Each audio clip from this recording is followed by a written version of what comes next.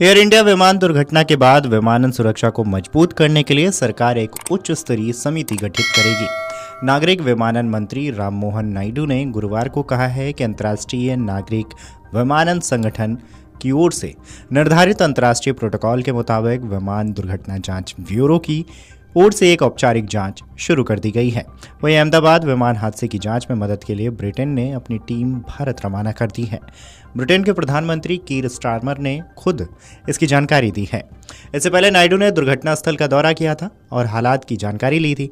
उन्होंने social media post में कहा था कि सरकार विस्तार जांच करने के लिए विभिन्न विशेषज्ञों वाली एक उच्च स्तरीय समिति गठित करेगी। समिति विमानन सुरक्षा को मजबूत करने और भविष्य में ऐसी घटनाओं को रोकने के लिए काम करेगी।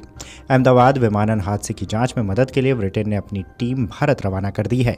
ब्रिटेन के प्रधानमंत्री ने खुद इसकी जानकारी दी है। उन्होंने कहा है कि भारत से आ रही तस्वीरें और खबरें हृदय विदारक हैं और पूरे देश में कहना चाहता हूं कि इसके पीड़ितों के साथ मेरी संवेदना है। इसमें ब्रिटिश और भारतीय परिवार प्रभावित हुए हैं और हम उनके साथ खड़े हैं। इससे पहले विमान दुर्घटना की जांच करने वाली ब्रिटिश एजेंसी ने जानकारी दी थी कि वो विमान हादसे की जांच करने वाली भारतीय टीम की मदद करने के लिए अपनी टीम भेजेगी।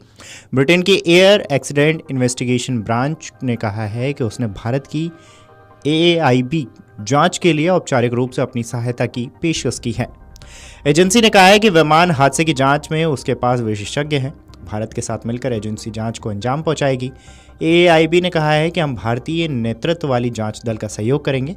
हमारी संवेदनाएं इस दुखद दुर्घटना से प्रभावित सभी लोगों के साथ हैं। विमान में 53 ब्रिटिश नागरिक भी मारे गए हैं।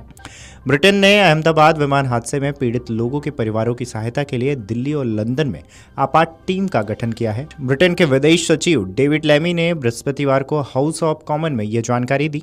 लेमी ने कहा है कि विमान में 50 से ज़्यादा ब्रिटिश नागरिक सवार थे जिनके बचने की उम्मीद नहीं है। लेमी ने सांसदों से कहा है कि मुझे यकीन है कि पूरे सदन की संवेदनाएं उन लोगों के साथ है जो भारत में हुई दुखद विमान दुर्घटना से प्रभावित हुए हैं। उन्होंने कहा है कि हम जानते हैं कि ब्रिटिश नागरिक भी इस विमान पर सवार थे। मैं पुष्टि करता हूं कि FCDO यानी कि विदेश राष्ट्रमंडल और विकास कार्यालय स्थानीय अधिकारियों के साथ मिलकर ब्रिटिश नागरिकों और उनके परिवारों की सहायता के लिए जुट गए हैं। हमने दिल्ली और लंदन दोनों जगहों पर एक आपात टीम का गठन किया है। लेमी से पहले हाउस ऑफ कॉमन्स की नेता लूसी पावेल ने दिन की कार्यवाही की शुरुआत करते हुए संसद को अहमदाबाद विमान दुर्घटना के बारे में जानकारी दी थी।